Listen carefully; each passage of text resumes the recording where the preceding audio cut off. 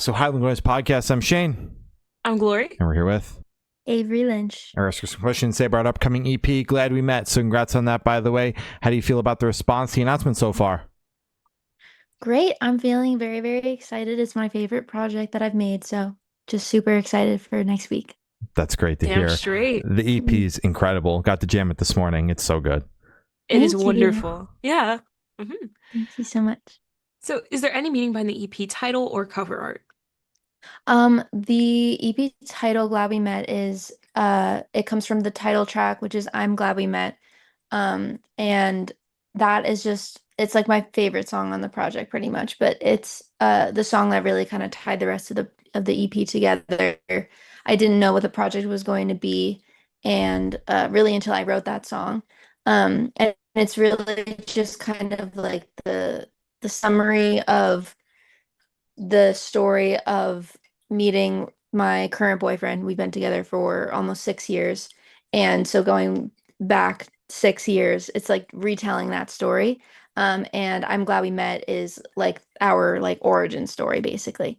And so that is what the project is about.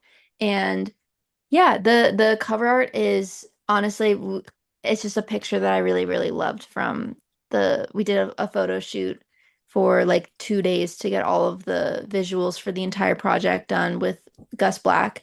And that was just an image that really, really stuck out to me. I just thought it was really like lovely. And just thought it really like worked together. So yeah. Mhm. Hell yeah. Perfect. I'm curious about the timeline for the EP since you mentioned, it kind of the title track is kind of what, pulled the entire EP concept together. When you started writing, when you had masters in hand, rough dates, they don't have to be exact, just to kind of get a scope on how long this took. Totally. The oldest song on the project is Strawberry Ice Cream. I wrote that actually in 2021. It's a song that is coming out with the project. It is technically an interlude. I think it's like about 2 minutes ish, maybe a little bit less.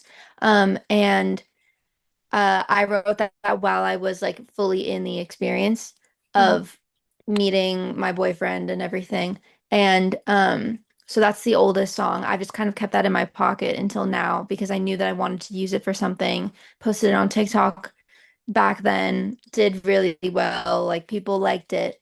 And they've been asking for it. And it just never really felt like the right time until now. So that's the oldest one. And then um Dead to Me, which is I think it was my fourth single of this project that I wrote in 2022 actually when I first moved to LA. Mhm. So then it kind of time jumps Mhm. and to I think 2024 is when I wrote everything else. So I kind of just saved those two. And in 2024, I wrote everything very end of 2024. I wrote I'm Glad We Met. And I've just been I had already released I think Rain maybe before I even knew fully what the project was going to be. So we were just like, oh, we knew we had an EP to do, and I had these songs that I loved, and I still needed to fill in the blanks, and I kind of did as I was going along. So, um, yeah, Gotcha. That makes sense. Perfect. So can you tell us a little bit about the writing process for the EP?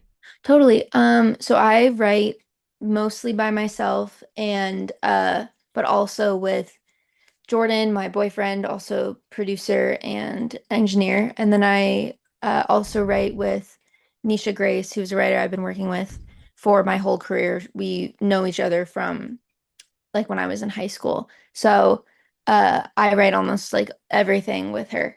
But I wrote a good chunk of these songs on my own, which is pretty standard for me. And then sometimes I have songs that I just want to like have more hands on deck for.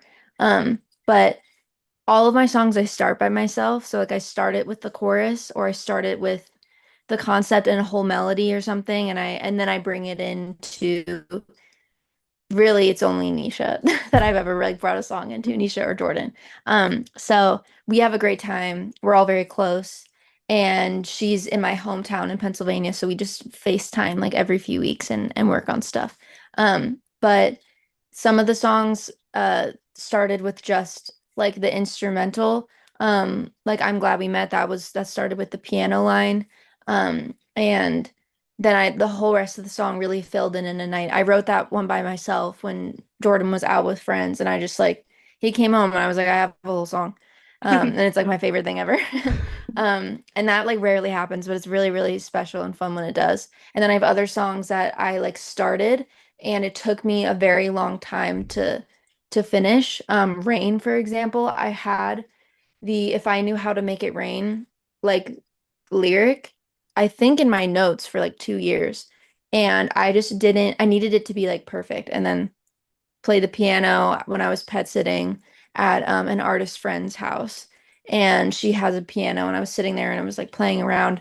And I came up with that piano line, and I was like, oh my gosh. And then the rest of it really filled in. And it's, you know, I'm Mhm. like very patient when it comes to writing. It takes me sometimes it's like a night either, or like 3 days, or 3 months, or 3 years. Like it really, you Yeah. never know. It's just whenever it like comes to you. But yeah, all the songs, I feel like they really complement each other really well. And a funny little story, Strawberry Ice Cream and Sweetheart are linked. The second half of Strawberry Ice Cream is what would sound like an interpolation of the song Sweetheart, but in reality, Strawberry Ice Cream, I wrote that part first and I liked that melody. And I was like, ooh, this is kind of fun. And when I was playing around on guitar, one day, I started singing that melody, but a little bit more like dragged. And I Mhm. was like, wait, this is really fun. And that's how Sweetheart got the chorus melody. Yeah. And I was like, but I still really like that melody in a more like true, kind of punchy, more like less draggy, Mhm. kind of a performance for Strawberry Ice Cream. And I just wrote the lyrics of that as like a kind of like a almost the end of the story of Sweetheart. So they kind of like go together hand in hand and they're right Yeah. next to each other on the project. But yeah, That's dope That's as so hell. neat. I Yeah. love yeah. that. All right. Thanks. So, what song off the EP took the longest to write, and do you have a favorite lyric off the project? Ooh, okay. I think the longest song, hmm. Okay. I think it was probably Rain took the Mhm. longest to make, or to write at least. And I think my favorite lyric, hmm. Okay, my favorite lyric is from I'm Glad We Met. It's You're just a stranger I met and then changed my whole life. What a thing we did right. That's my favorite. I I love that love as that. well. Hell Thank yeah. you. So could you tell us where your headspace is at while you're creating this EP? Totally. Honestly, when I'm right, I've done like I don't even know how many EPs I have, but I have a bunch of EPs, and I never write them like thinking that they're going to go into like an EP or like it's going to be a single concept or something. I just Mhm. kind of like I have this note on my phone that is unreleased finished songs. Mhm. And I don't like write in sessions. I don't do like I don't have like demos of things. Like that's not exactly how I work. I basically just have like voice memos of like pieces of songs so that I like remember them, but it's mainly just like lyrics. Mhm. And I need to like go back in my notes and my voice memos to be like, what song is this? Because I have this in my note. But I have like a whole list of my unreleased finished songs, and I just kind of like have maybe like 10 of them, but I need 9 of them. And I'm like, oh, well, these all actually go together because for Yeah. whatever reason in I don't know, sometimes I feel like a lot of my peers do the same thing where we're just like very much in like one, like, I guess it is a headspace when you're like writing. Mhm. And so Mhm. you just tend to write things about like a similar concept. Um, Mhm. this one was a little bit more accidental. It just kind of like fell into place a little bit, um, which is always fun when that happens. But yeah, I honestly, I just had like a lot of fun. I was just in like I feel like telling a story kind of headspace. I've never told this story. I have like a closer relationship with my fans now, and that also means like Jordan has kind of a closer relationship with my fans because they see him more. Mhm. And they know him and they know me better. And so it's like, oh, I could actually like tell this story and you guys would actually want to hear it. It's not Yeah. like, you know, it's not like you guys don't know who he is. Like I have my followers on my close friends and I have for about 2 years now. Mhm. And I post to them like every single day random things about my life and what's going on and sneak peeks of things. And occasionally we do like Jordan takeovers where he posts on the close friends. Yeah. And so they love him. They say he's their diva, he's their Hell queen. yeah. Like they Hell they yeah. love him so much. Mhm. So it's just I've never had that kind of relationship with fans before where like they actually like they love him and they love me and they want to know like all about us and everything. And they call us mom and dad and stuff. So I was like, you know what? Perfect. I can tell you guys this story and you guys will actually want to hear it. Mhm. So I didn't intentionally save it till now. I didn't really know what I was making when I was making it. I feel like no one ever really does unless you're doing like an album and it's very, very specific. Even when I write my like debut album, I don't even think I'll be that specific. I'm pretty sure everything is just going to sort of like go together because Mhm. that's just how I've done projects before. But yeah, so it's just an exciting like story to tell and I'm just excited for everybody to like for all the fans to know and everything. So yeah. That's great. Hell yeah. Absolutely. Hell yeah. So, how do you recommend your fans to listen to this EP for the first time? Should they play it in the car with friends, dark with headphones on? Should they work out to it? What do you personally recommend? I feel like my favorite way of listening is I love putting on headphones, preferably when I'm listening to new projects. I really like to put on like over-ear headphones and just Mhm. kind of like literally sit where I am right now and just like what I what I personally like to do is play like a phone game. I'm a big phone game person and Mhm. like really like and just listen to an album. That's like what I always do when like I can remember doing that when Holly Humberstone released, when Sabrina Carpenter released her last Mhm. album. So excited by the way for her next one.